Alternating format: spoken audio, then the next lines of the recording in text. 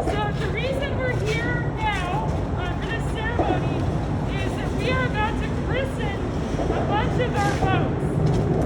And I needed to write a speech, and you'll see why in a minute. So before we christen these boats, I want to take a minute to talk about boat naming at ARC. If you go to our website and you read about the history of our fleet, you will see that our general practice is that boat naming is reserved for individuals who have made a significant contribution to the club and the community it serves and to the sport of rowing. And as such, there are a number of boats in our fleet that have special names to honor those individual contributions. And I'm going to talk about one of those cases in particular in a minute. However, as time has passed, it seems that the tradition of naming new additions to ARC's fleet has fallen very much by the wayside, such that in recent times we reached a point where more than half of our boats have not had names. Instead, we have had to develop various ways to refer to them. For example, we have the Swift with the hatch cover versus the Swift without the hatch cover, or the one that has the X on it. So after a certain point, it starts to feel like we're rowing with a bunch of orphan boats that nobody actually cares about. But I do think we care about our boats, and so we need to honor them properly by giving them names. But how do you decide on appropriate names that respect the tradition of boat naming for ARC when you're up against 15 nameless boats? And sometimes the answer is sitting right in front of you. The answer comes from a former ARC member named Lenore. You can also read more about Lenore's story on our website. I'm going to read you some of her story here as written there because I haven't had the opportunity to know Lenore, but her story and her memory are very important. So Lenore came to ARC in 2001 as a Learn to Row participant. She enthusiastically embraced both the sport and the club, serving on the board of directors as the club secretary for several years. She spearheaded an effort to strengthen the organizational aspects of the club, such as strategic planning and the preparation of policies and procedures.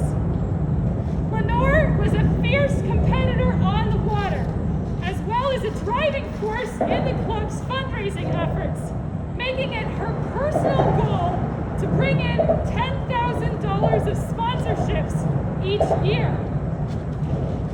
Lenore died in June of 2007 from a rare form of bone cancer. And as a demonstration of her love for ARC, she bequeathed money to the club to purchase a new pair double.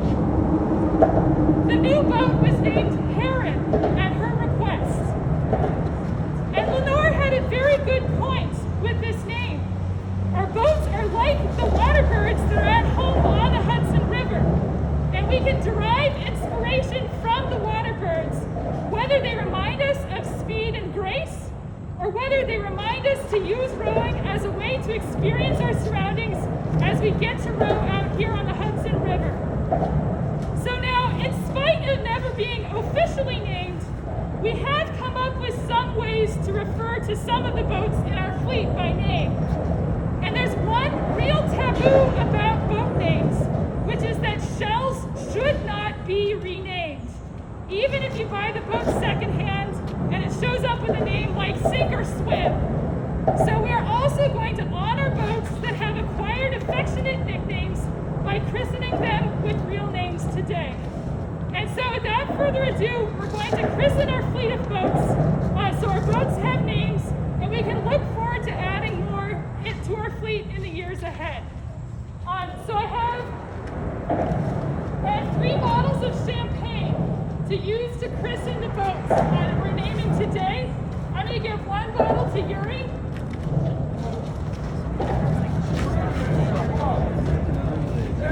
And is Jim here?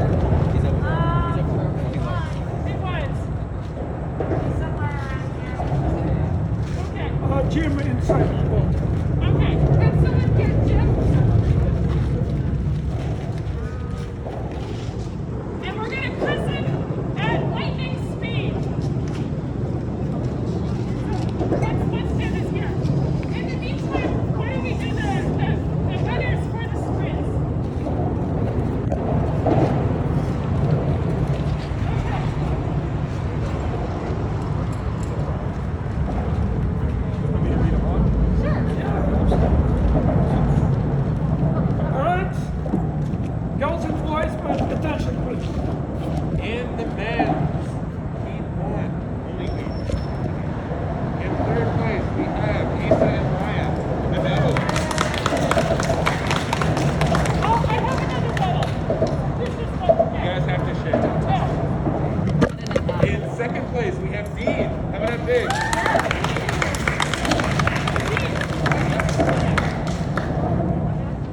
Dean actually just started growing a few weeks ago. He's really come along. So.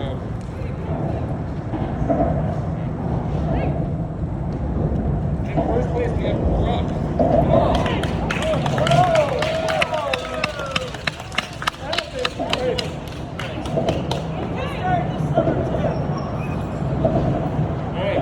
Women's boats. In third place, we have Heidi and Sophia.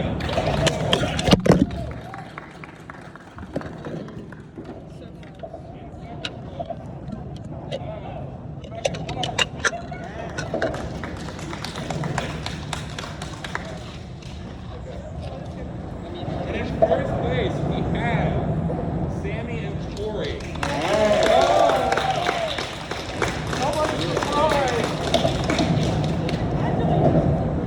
Okay, so now we'll go through it.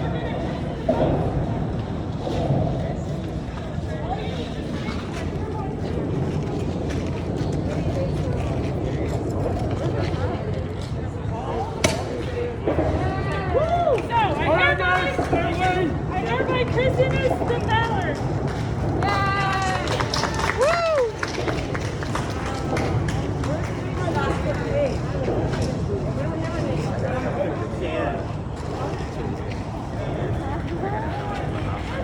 I'm really bad at this.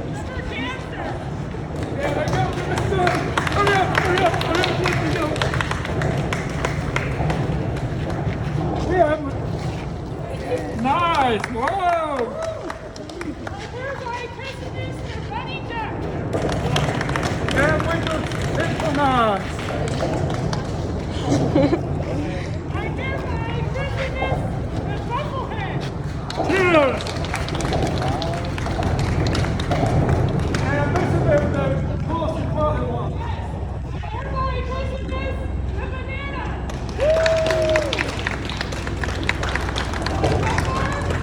Now I've got two more kiddos. Oh, one more.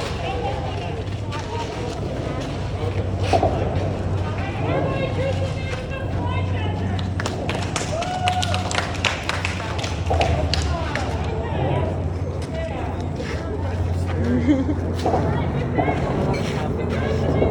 Everyone for the summer. We had a one-week break, and then we'll start with our fall season. So we'll have registration for fall very soon. And for the fall, we're putting a process in place for permission to row in doubles. And so if this applies to you already, you know that you want to be rowing in doubles and who you should be rowing with.